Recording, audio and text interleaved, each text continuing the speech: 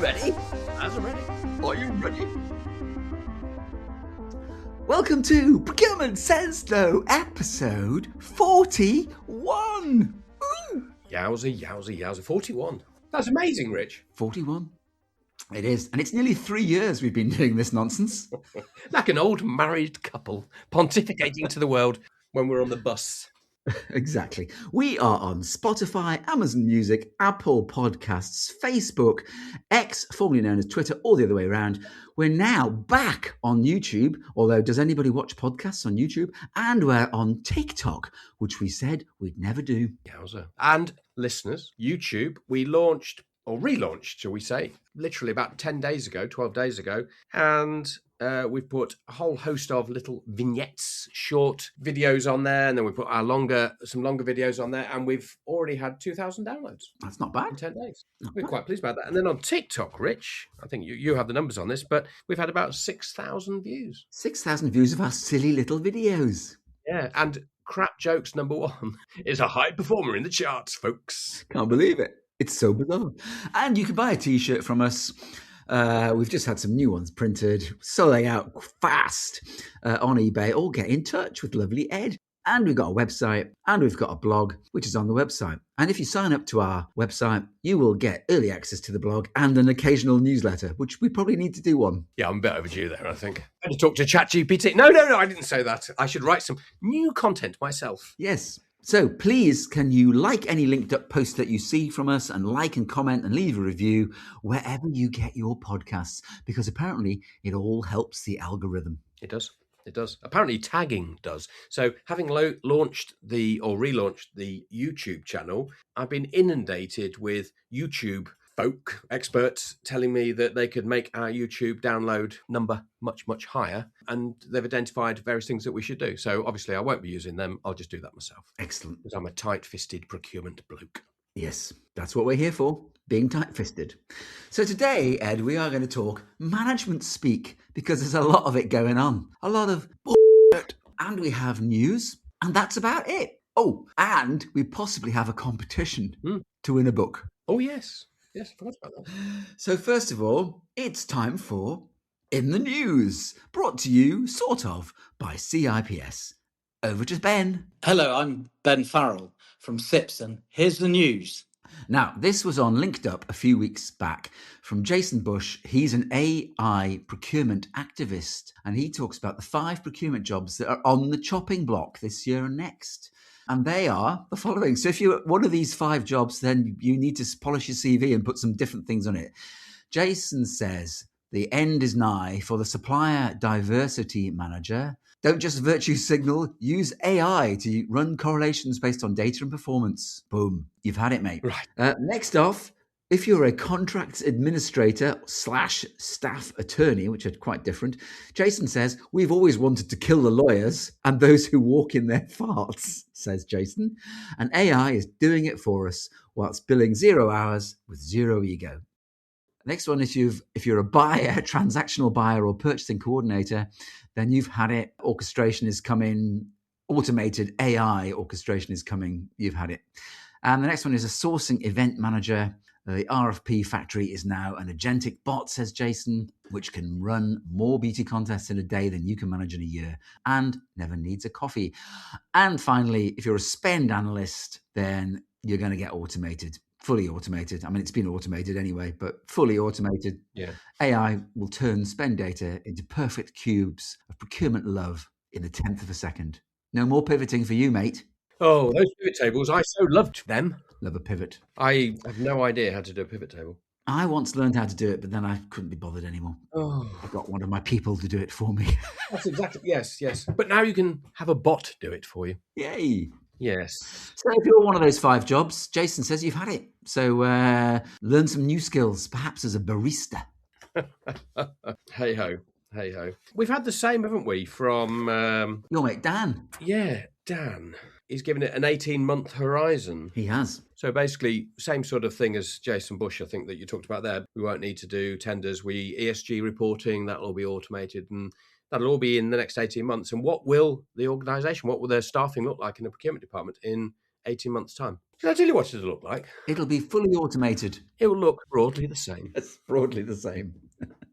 Because I think there's a lot of pontification going, Richard. Bit of what? Pontification from people who are making a living out of talking about AI. So we at Procurement Says No don't disagree that AI will replace lots of jobs. The technology will ultimately be adopted and used. But what are the impediments to adoption, Richie? I don't know, Ed. What are they? Cash. Yes, exactly. Budget. So it's great. Let's put loads of bots in. Let's get rid of Fred's job. We pay Fred $40,000, $50,000, £50,000, whatever a year. But the bot's going to cost us $25,000 plus all the maintenance activity, etc., etc. And then we might have to check its work for a while because they're not perfect. Yeah. So will that job disappear?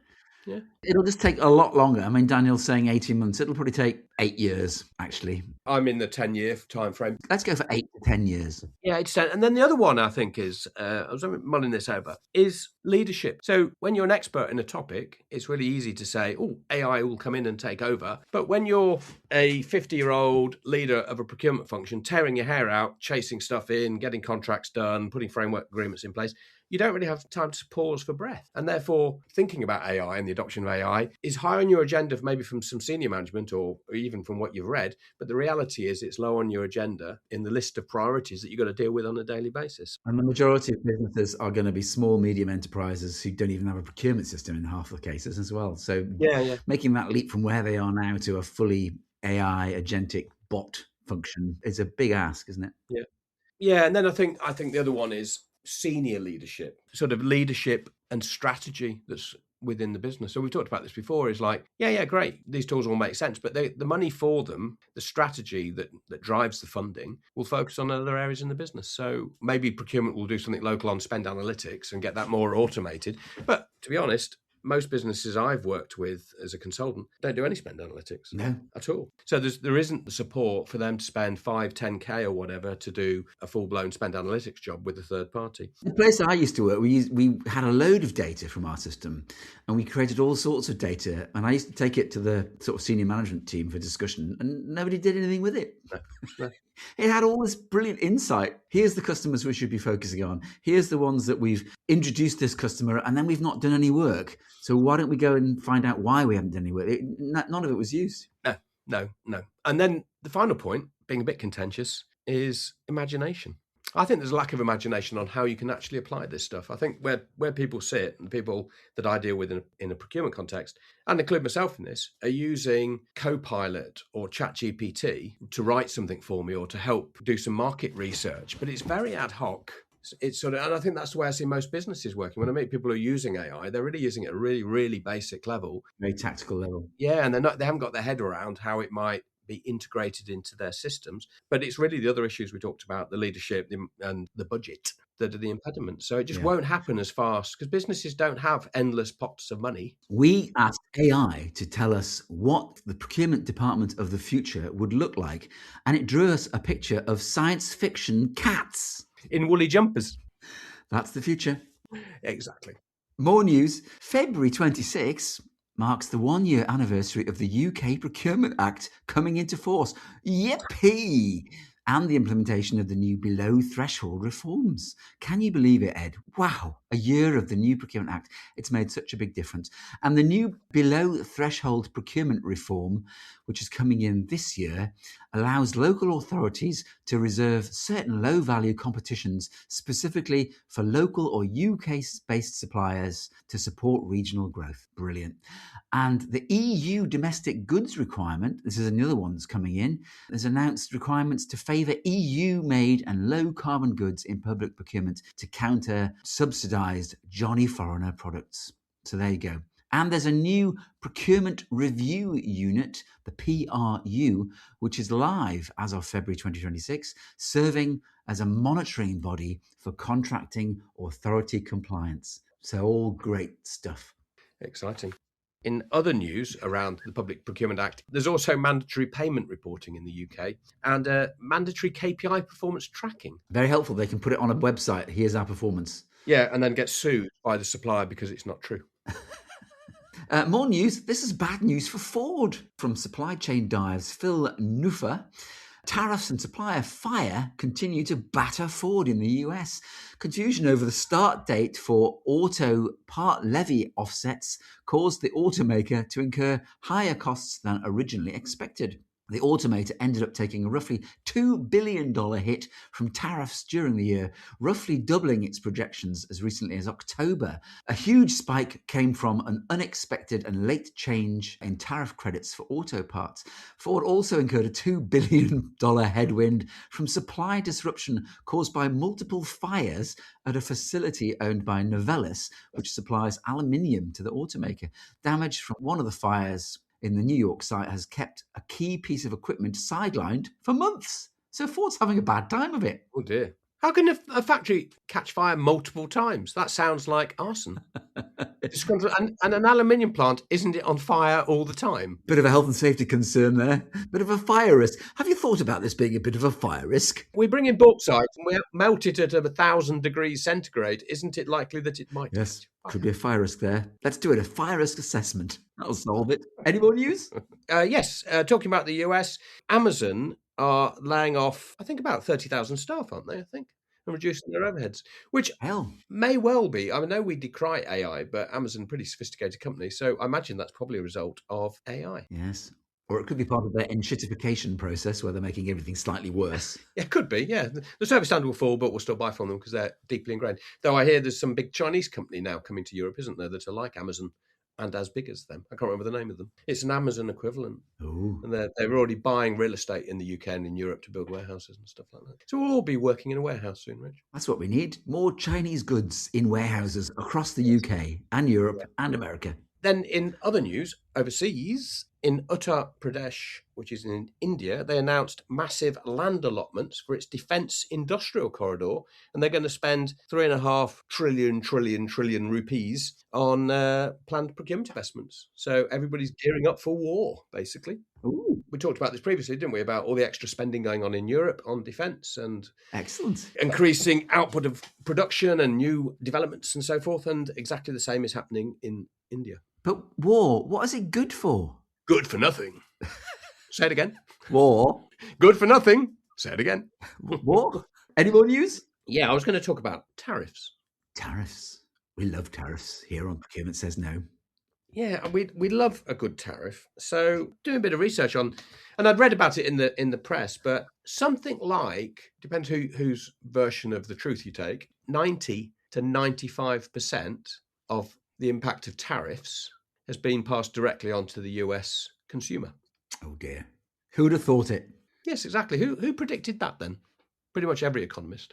So about 90-95% of tariff has just been passed directly on, and it hasn't gone to the supplier. And then secondly, the tariff revenue in the US is something like $20 billion a month. So January looks like it to be 20 billion. So that's like, perhaps we'd call that the run rate. So tariff revenue for the US Fed is going to be about $250 billion. Nice. I think corporation tax revenue, business tax revenue in the US is about 400 billion, but personal tax is trillions. Yeah.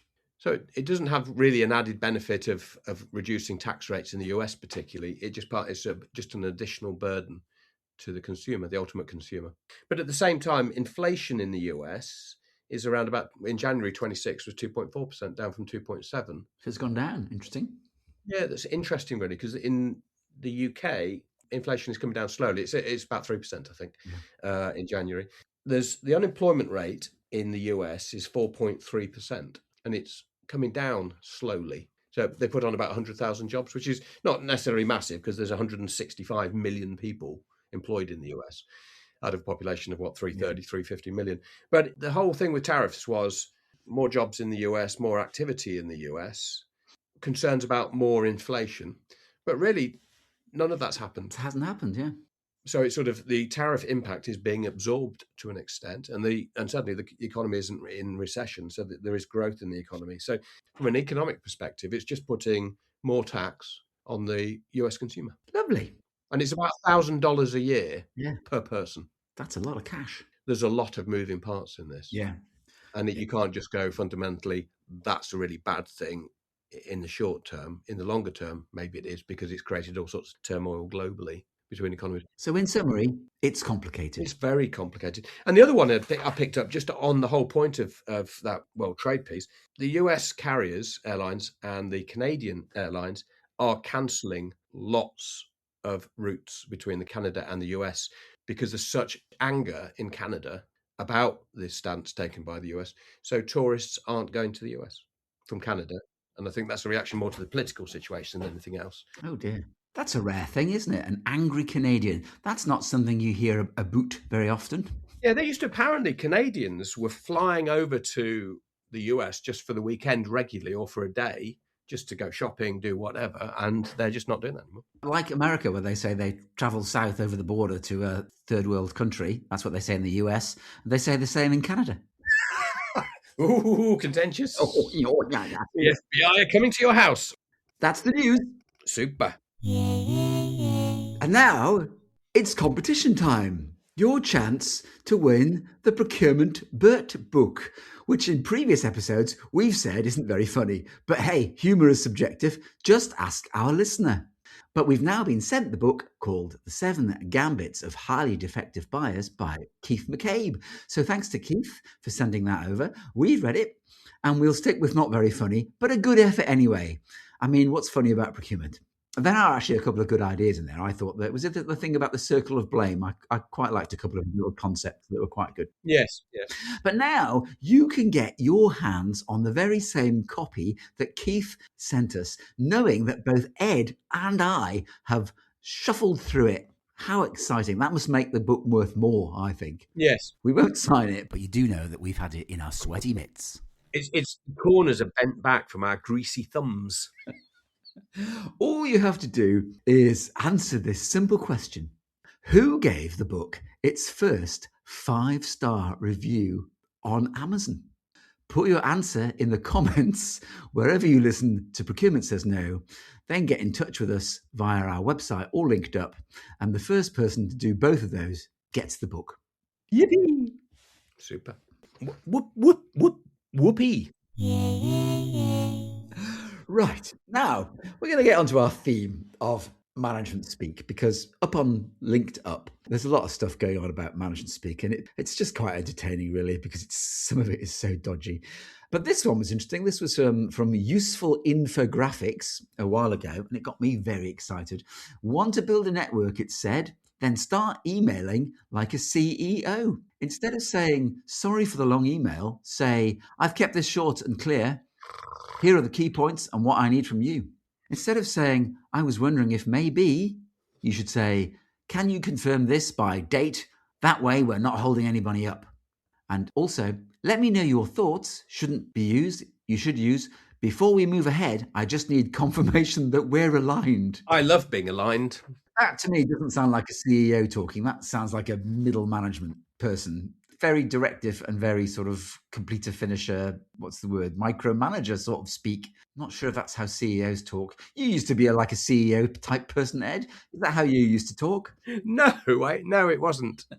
Question is, on Linked Up, has it lost its way? Oh. Is it now full of advertorials? Yeah. Not directly adverts, but advertorials for people who are trying to make a living out of being a procurement or whatever function influencer, and they're talking about topics that many of them haven't ever done. Yeah. When I was running a £200 million business with 1,000 people around the world, I didn't do any of those things that you've just listed. Set objectives for people, ask them how they're doing on stuff, put reviews in place. Yeah. Where are we with this sales proposition? Where are this sales lead? But also it's about looking more broadly out of the organisation, isn't it? CEOs are looking outwards, not inwards. They're looking outwards to the markets. They're looking outwards to finance deals. They're looking outwards to new customers. They're looking at customers and then obviously getting involved in things that go wrong in the business or with customers or with the market or whatever. And similarly, before I was like the global head of the procurement outsourcing business at Exchanging, I had a mentor, and he used to ask me things, when we were in debate, and he said, so what goes on at a board meeting? How do people speak? How much time do they speak for? And basically the answer is, when you're at that level, you don't fill the room with noise and comment on everything. You make a comment when you've got something really, really insightful to say, and the rest of the time you keep quiet. Yeah. You're not putting big blurbs out of, verbiage. The characteristics of people at the top is very straightforward, to the point, generally. Pithy emails, pithy conversations, having a quick debate about it, and then sending them back to go and do it. But ideally, they want to be inspirational, don't they? They want to be leaders, don't they? They want people to, it's not about do as I say. It's about follow me, and people getting you the sense that, oh yeah, that person is someone that we should follow. They've got a clear view of where they're going. And being supportive. So you're asking them if you can support them, but you're not looking to give them the answer. You're there as a sounding board. You're leading, not managing, aren't you? Yeah, you're not a micromanager. Anyway. I'm reaching out for alignment so we can move forward, Rich. Absolutely. Let's both reach out to each other. We'll come on to that later because we've got more Billy bullshit words.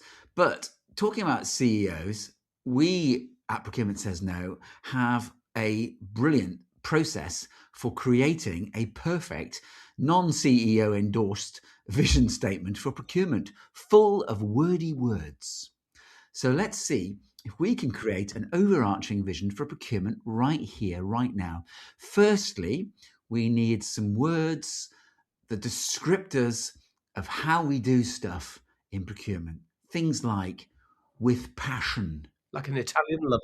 With integrity. With innovation. Through collaboration. With transparency, with excellence. Everybody uses those words, so that's great. And then the next step is to say, what is procurement all about? What's it all about, Ed? AI. All about AI. Now, Rich, the answer is AI.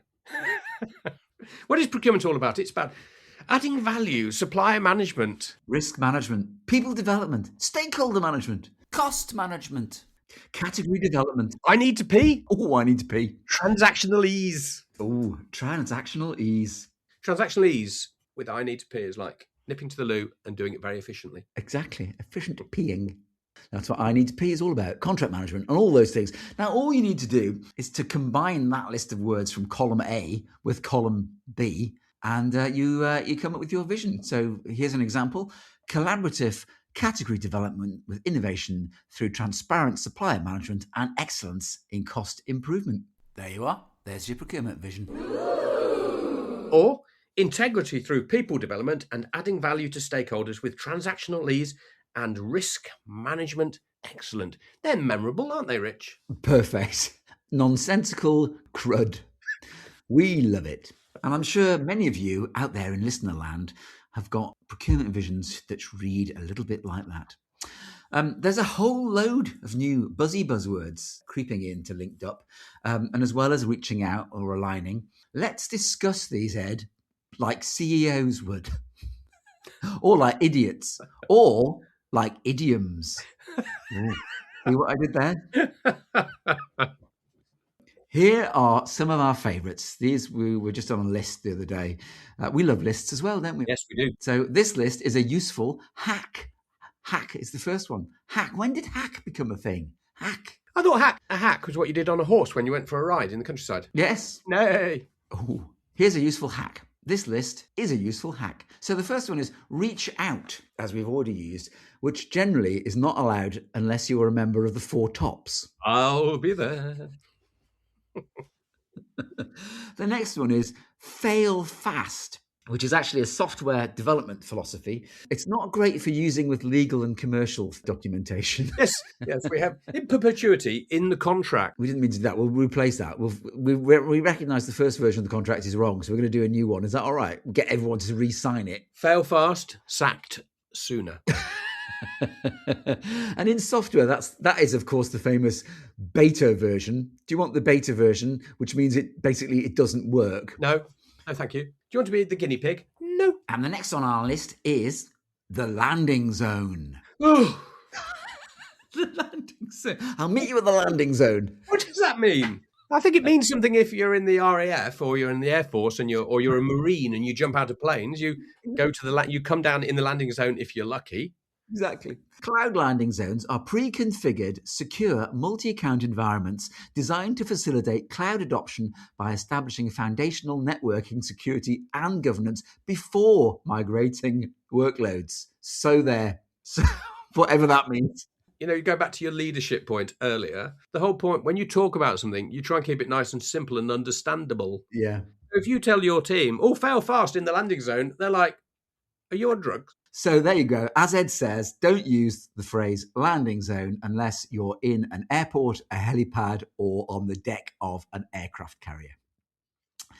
The next one is pivoting.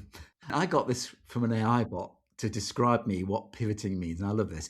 Key aspects of business pivoting. When to pivot. Pivoting occurs when key performance indicators are not met, growth stalls, or a product is not resonating. What? Then it says types of pivot. Zoom in. A single feature becomes the whole product. Zoom out. The product becomes a single feature of a larger product. Customer segment. The product serves a different, more viable audience than originally intended. Platform/technology, changing the underlying technology or platform.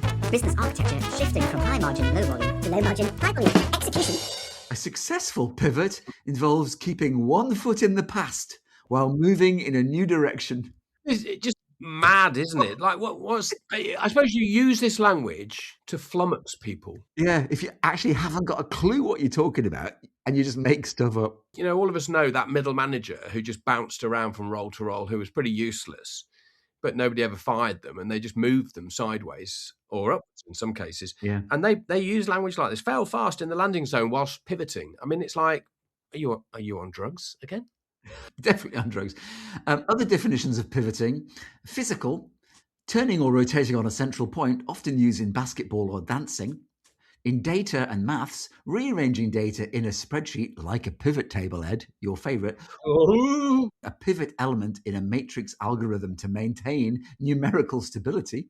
Or in engineering, a short pin or shaft that supports a turning component. And then it says common pitfalls of pivoting. Pivoting too late, which wastes resources.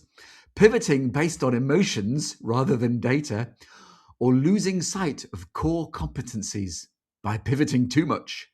What about pivoting too early? Or never pivoting? They're all failures. What happens if you pivot too early? Fall over. You just fall over. The next one is net new. And again, I looked this one up. AI told me that net new versus new. While new might just mean a new contract, net new means the addition is new to the company's ecosystem. You mean it's a completely new supplier? It's net new. It's not just new, it's net new. Here's some examples. Net new revenue, income from new customers, excluding existing client upsells. Net new logo, a completely new client. Net new assets, new capital investments minus withdrawals. Net new. Why do you need to speak like this? Why don't you just say, we've won 5 new customers and our revenue has increased by X? And we've lost a few customers, so the underlying impact is Y. Anyway, for those of you of a certain age in the UK, where does that leave Nanette Newman? And of course, we've got the old joke, Gary Newman and Gary Oldman. Gary Oldman is actually newer than Gary Newman. And the next one is Fix Forward. Fix Forward is a software development strategy for handling production issues by deploying a new or corrected or patched version of code rather than reverting back to a previous stable state, which is known as rollback. It focuses on addressing the root cause directly, allowing for continued progression and maintaining data continuity. So that's what fixing forward is. Key aspects of a fix forward involve pushing a hot fix or a new code through a CI/CD pipeline to resolve a defect, minimizing downtime by fixing issues as they are identified, and it's typically used in agile environments. There's another buzzword or two. Yeah. What's CI/CD and agile? What does that actually really mean? Let's roll back and get onto the landing zone. So fix forward versus rollback. Fix forward moves forward, corrects the bugs, maintains the current state. But there's a higher risk of secondary issues, whereas rollback moves backwards, reverts the bug, restores the previous state. It's faster, safer, and cleaner. So are you saying, Rich, that these words have moved out of the software world into the normal person world? Yeah. I think this is what's happening, isn't it? They're all coming from technology world and they're now being supplanted into the general management speak world. So they're circling back, are they? And there is the next one, circle back. And all I got for this one was move in a wide loop back towards one's starting point. That's like running around a track. Is that right? Oh, no, you'd have to stop and go back on yourself. Well, let's circle back on that, Rich. Let's circle back before we fast fail or fail fast. The next one is new narrative. Now, the only explanation of new narrative I can find it is one that refers primarily to the 1970s to 1980s San Francisco literary movement that blended fiction with autobiography theory and queer identity to challenge traditional storytelling. But I don't think that's what new narrative means in this sense. Possibly not. Isn't it new narrative just marketing and HR speak? Yeah, we've got a new story to tell. Yeah, we're not going to call it workforce management. We're going to call it people health. Yeah. But it's the same thing. Yeah. We'll still sack you, but we'll just call it something else. We won't call it sacking. We'll call it public advantage redeployment. That's net new. So that the rest of society can get a benefit of your skills. Perfect. I think I'm in the wrong job. I think I should be in HR or marketing. You should. Yeah. The next one is guardrails. Following the guardrails. And of course, as you know, a guardrail is a rail at the edge of something, e.g. a cliff or the deck of a boat that prevents people from falling off. So when you're in that board meeting, make sure you don't fall off the edge of a cliff. Excellent. The next one is balance. I mean, what does this mean? Balancing the hurdle. This is a management buzzword, a new management buzzword that's out there that we don't even know what it means. No idea what this means. Excellent. Maintaining centre of gravity. And I looked this one up on AI and it says, nah, don't understand what this one is. It must be something to do with hurdling. Yeah, that would make it fairer, wouldn't it? You know, different nations have got hurdling people in the Olympics or whatever who are different capabilities. The really good ones could have a hurdle on top of another hurdle, balanced. Exactly. Possibly. A definition of hurdle, a metaphorical definition of hurdle in a business context, presumably just means overcoming a difficult obstacle whilst maintaining stability. Ah, dear. We know the next one, don't we? Bandwidth. Come on then. Bandwidth is how much time I have available to do a job, isn't it? I have enough bandwidth to do that, or, I don't have enough bandwidth. Exactly. And it's an analogy, isn't it, to electrons moving down a fibre optic cable. Yes.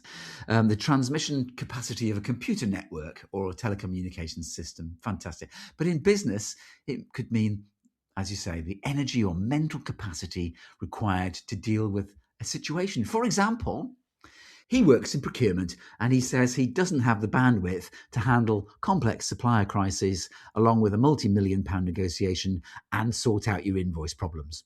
Excellent. And the next one is touching base. That used to be something else in the 1970s before HR or people management. So, yeah, touch base is an informal phrase meaning to make brief contact or check in with someone for a quick update or maintain coordination on your way to the landing zone. Is it just used to be known as speaking to people or 5-minute meetings? Kawasaki training in Japan, touching base was had a Japanese name, didn't it? But it was basically just a get together to talk about the issues of the day. Yes. Gebakai, wasn't there? Gebakai, get everyone together to quickly update. Was that it? Yeah, maybe. Yeah. But why do we need to have all these ridiculous words? So I'm going to touch base with you to see that we can just check in and maybe check our bandwidth together. Yeah, I've got lots of bandwidth. Have you got much bandwidth? Oh, always. And then finally, touching cloth. And this is for our non-British listener. Touching cloth is a British idiom for being in urgent need of the toilet, a fear of soiling oneself. It describes the point just before one defecates involuntarily. Yeah, failing fast into the landing zone, that is. It's the equivalent to I need to pee, really, but for a number 2. Don't circle back too quickly. So let's now use all these together, Ed, should we? And have a CEO-endorsed newspeak bit of management nonsense. I'm reaching out about the need to pivot. Our process of failing fast has resulted in missing the landing zone, Ed. Net new, we need to fix forward, then circle back with a new narrative. But if we maintain the guardrails and continue to balance the hurdle, then we should be able to maintain all this within the same bandwidth. Let's touch base about this later, unless you're already touching cloth. You are redeployed. So that is it. You now know all of the buzzwords you need to know. We might follow up on this next time with some more management bullshit. We might even find our North Star. No. But that is the beginner's guide to using management bullshit in an everyday management context. You can use it all the time with your friends, with your family, and with your colleagues. But you won't need to, because within 18 months, AI will have replaced you. True. So you could use those down the pub or when you're sitting on a park bench worried about your future, but nobody will be listening. And AI certainly won't be. So on that bombshell, we shall say farewell. And we'll see you all next time. But don't forget, keep looking at TikTok and YouTube and all these different places for all the different things which are coming up. And if you want to see how good looking we are, look us up on YouTube. Or TikTok. Tickety-tockety. Thank you very much. We'll see you next time. Ta-ta. Bye-bye.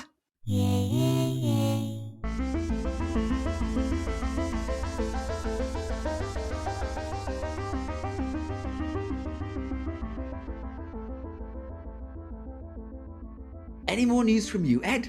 Ooh, stop press, Rich. The Supreme Court in the United States have ruled against Trump's tariffs. Well, he has exceeded his power and it should have gone to Congress for approval. So all of his tariffs have been found wrong. Unlawful.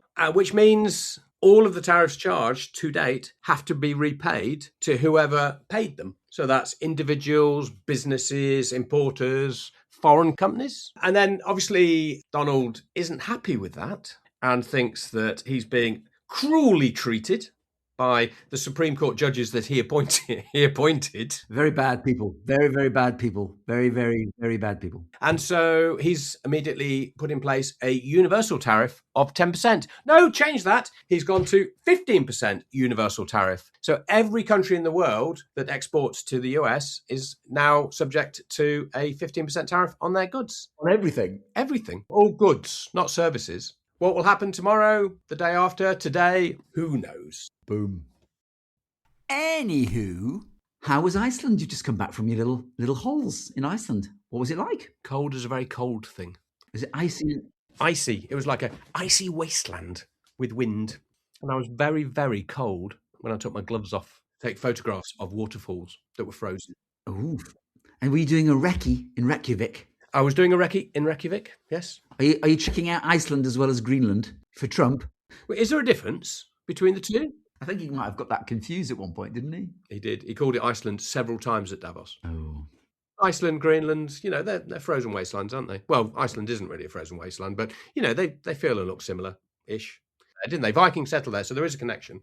And there's a massive connection between Iceland and the UK and Ireland. When they look at the DNA of the people of Iceland, right, and they look at the men and the women and do all their thing, because they've mapped the genome of everybody in Iceland, what they find is that 95% of the men who settled in Iceland were Vikings from Scandinavia. But they didn't take their ladies with them because 65% of the women that went there were Celts from the UK and Ireland. So what they were basically doing is they left Viking land. They thought, what we'll do, we'll go to the United Kingdom and Ireland and we will steal women and enslave them and take them to Iceland. Oh. But they're jolly nice people now, and Iceland has thrown off the shackles of its violent past, and it's apparently, for the last 5 years, the safest country in the world. Oh, perfect for a romantic weekend. With your slave that you've stolen from Ireland or the UK. Yeah, so everybody listening, if you get a chance, go to Iceland on holiday. It's fabulous, particularly in the winter. Gorgeous, gorgeous. Coming over here with their Viking burial rites.